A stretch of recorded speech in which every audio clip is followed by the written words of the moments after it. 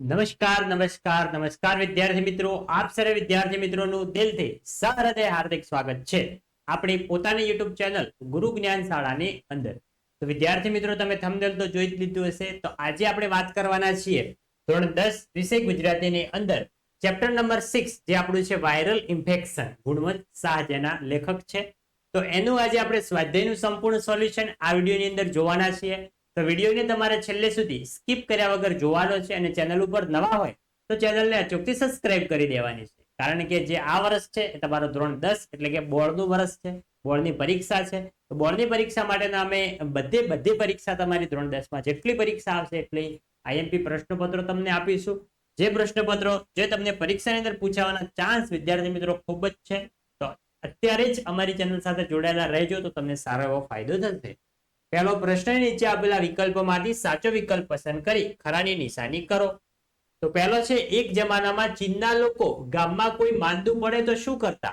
તો ડાક્ટરને સજા કરતા હતા. જે ડોક્ટર હોય એને સજા કરતા હતા. આગળ જોઈએ.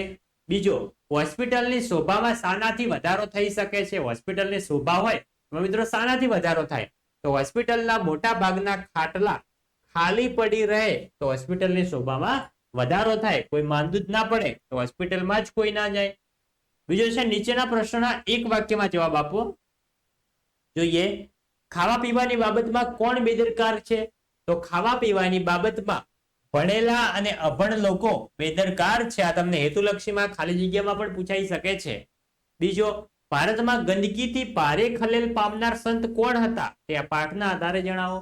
તો ભારતમાં ગંદકીથી ભારે ખલેલ પામનાર સંત શ્રી સ્વામી વિવેકાનંદ હતા.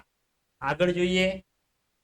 આગળ છે ત્રીજો કે નીચેના પ્રશ્નના 2-3 લીટીની અંદર જવાબ આપો. એમાં પહેલો, લેખક કઈ બાબતોને તંદુરસ્ત સમાજની મર્યાદા ગણાવે છે?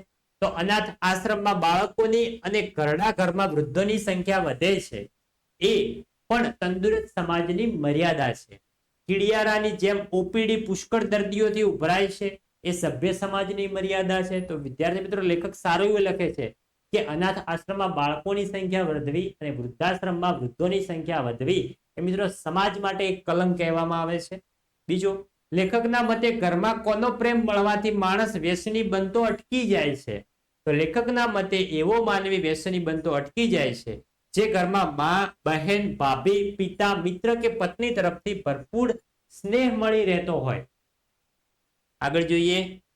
ચોથો કે નીચેના પ્રશ્નના 7-8 લીટીમાં જવાબ આપો. પહેલો, આરોગ્ય જાળવણી માટેના લેખકના વિચારો તમારા શબ્દોમાં લખો. પોતાની આરોગ્યની જાળવણી માટે આપણે શું શું કરવું જોઈએ એના આપણે લેખકના જે વિચારો છે એ આપણે લખવાના છે. તો વિદ્યાર્થી મિત્રો, જે મોટા પ્રશ્નો હોય એને તમારે લખવાની શરૂઆત કરતા પહેલા તમારે અહીંયા ઉપર લખવાનું છે પાઠ. પાઠ કયો છે? આ વાયરલ ઇન્ફેક્શન. અહીંયા હું શોર્ટમાં લખું છું. લેખક આના કોણ છે? લેખક છે ગુણવંત શાહ. પછી આનો સાહિત્ય પ્રકાર. આવી રીતે તમારે આ 3 વસ્તુ લખવાની છે, જેથી કરીને તમે પરીક્ષાની અંદર લખશો તો સારું એવું લાગશે અને જે તમારા સર પેપર ચેક કરતા હશે એમને પણ લાગશે કે મિત્રને કંઈક આવડે છે આ ચેપ્ટરમાં. તો એ તમને સારા એવા માર્ક્સ આપવાનો પ્રયત્ન કરશે.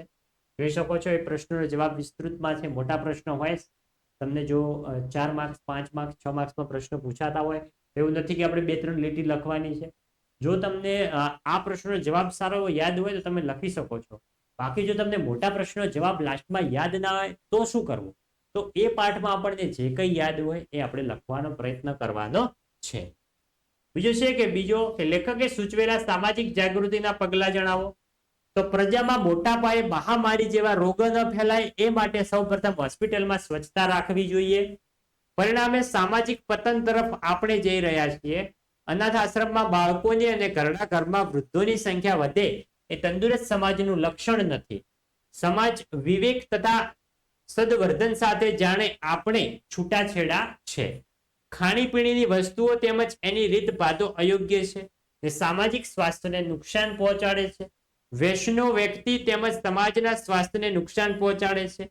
આ વાત પ્રજા સમજે એવી પરિસ્થિતિ સમાજે ઊભી કરવી જોઈએ.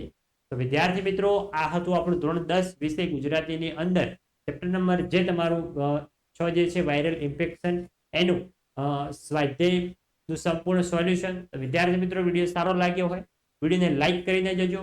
ચેનલ ઉપર નવા હોય ચેનલને પણ ચોક્કસ સબસ્ક્રાઇબ કરીને જજો. મળીશું આવનાર વિડીયો સાથે. ત્યાં સુધી આવજો. જય હિન્દ, જય ભારત.